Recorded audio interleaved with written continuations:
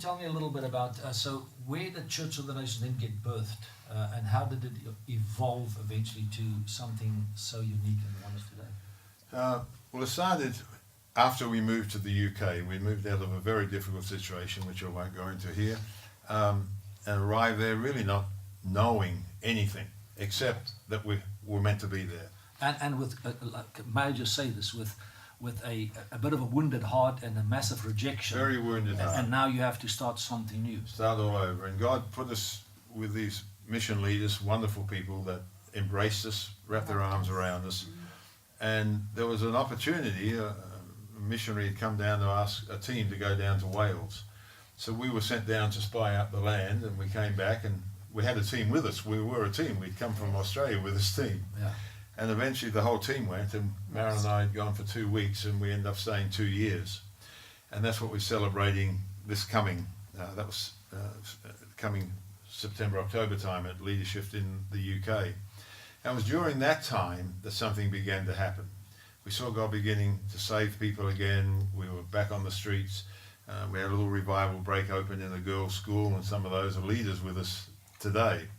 And you know, all these 35 years on, or 40 years on nearly. And out of that, the heart began to get stirred. And from there, I went down to Argentina for that. Can I just interrupt you shortly? When you were in Wales and all these things are happening, I mean, are you now living in a fancy house, you've got a nice car, and a team of 20 supporting you? Is that what you're saying? So we believe in for every meal. Yes. And I just wanted to bring that part and we got in, a team, because and we were sometimes- believing for them. Yes, okay. And but God had begun to teach us the principles how to release finances and that kind of thing. But you know, that's not millionaire finances. That's finances, survival finances. And it was a wonderful time. And we had teams come in during that time, like a team of 16 from Egypt came in one time and worked the streets with us, and you're supporting all them as well. And the motivation is your passion and your conviction, isn't it? Passion. It's not the money and all the good stuff. No. It's the heart that you have for God and your life. There was a fresh launch then of the signs and wonders that were beginning to happen in the midst. We were seeing miracles happen, and out of there I began to travel again. A door opened up to be in Iceland, where we saw the closest thing I've ever seen on this earth to a revival in a few weeks. Was up on a little island off the coast of the mainland of Iceland, and that was just one of those sovereign moves of God. We rented a hall. It had been hit by an incredible volcanic eruption that had cut half the island off, and the whole island had been covered with ash. And the only two things that had not got covered on the island with ash was a little small white statue of an angel that stood in the cemetery that never got covered, stood snow white the whole time, and the entrance to the cemetery, which never got covered, and marked on that around it was written in Icelandic, but written in, translated to English, just said, "Because I live, you live." And they evacuated the island. Not one person died, and we went 3 years later onto that island, hired a hall, just said God's going to move in healing, and we went in there, began doing meetings 8:30 at night, because all fishermen coming back in. And that night a couple came into the meeting, and very tall man with his wife, and they came in. I felt God say to me as I preached, because I'm still young then, younger than I am now, and said, I felt God say, ask no one to get saved, just heal the sick. And this couple came out for healing, and they got healed. The next day they came back and got saved, and he was the top entertainer in the whole nation of Iceland. And that launched the thing. So he would do the crusades with me after that. His famous song, that was the top of it. He was like Elvis Presley to Iceland at that time. But his favourite song was Chris Christopherson's song at that stage, "Why Me, Lord?" And he had to sing it in English because the Icelandic words got to him too much. And then he came to our meetings and got saved. He's actually, I think still today, a Lutheran stake pastor in the nation now, going on with God. So that's how it kicked off. And we travelled there from this small group of believers that were forming in Milford Haven, who believed with us to go, helped raise the money for us to go, prayed in the money with us and sent us. And so that whole thing began to go. And so we went to Iceland for a number of years. We saw incredible things. I mean, some days you just go house to house, people getting baptized in the Spirit one by one. They just call you up, make appointments, and you go house to house.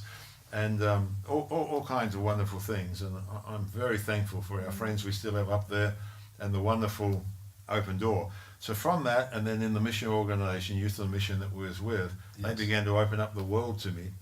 But it was after that time in '78 down in Argentina, coming back through America, we began to get the structure, got back home, and after apostolic confirmation to us, like being called out in meetings, you've got to go back to England, start planting churches, that kind of thing. So you had some very strong People that words. knew nothing about us, confirmed and confirmed. We went back, and then unknown to me, the leader of this organisation was a wonderful man of God. There was a meeting in England where leaders from all over England were there, denominational leaders. It was in the day of the Restoration Movement, or the House Church Movement was initially called, as it was coming up out of the grassroots. A few hundred there, and I'm just helping ushering and things like that. And in the meeting, this man was on the stage. He's alive today, a prominent leader in the world still today. And then a man who's passed on now, Campbell McAlpine, and others were on the stage, leaders of the body of Christ. They were just there, and they called me out, said, the leader of the denomination called me out, come up on the stage, and called me up there. And he said, I just want to declare across Great Britain today that this young man that stands before us today, although would not look for it or aim at whatever, we just want to declare he has an apostolic call on his life, and we want you as a nation to be aware of it. Wow. And within a few weeks of that, we planted the first church, and Church of the Nations here today. And that was called Abundant Life. Yeah, that first one was Abundant Life. That's right. Abundant Life. I think the thing that's helped preserve us on the journey, in answer to a question that you were almost asking before there, was this: because of love for people.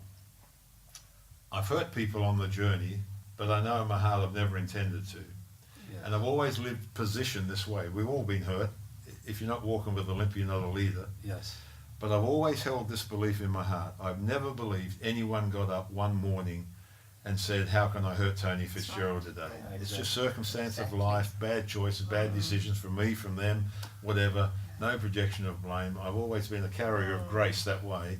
And I think that's protected us. So I can get hurt like this, but I don't take offence easy. Yeah. And I never blame And it offence. also helps you to resolve it quicker. Yes. And easier Resolve than it ever, quicker. isn't it? That's right. Because, very you good. know, I love people. I mean, I believe we all have this treasure in earthen vessels, Yes. and we all leak. Yeah. The vessels get cracked a bit, Yes. but the treasure never is damaged. You know?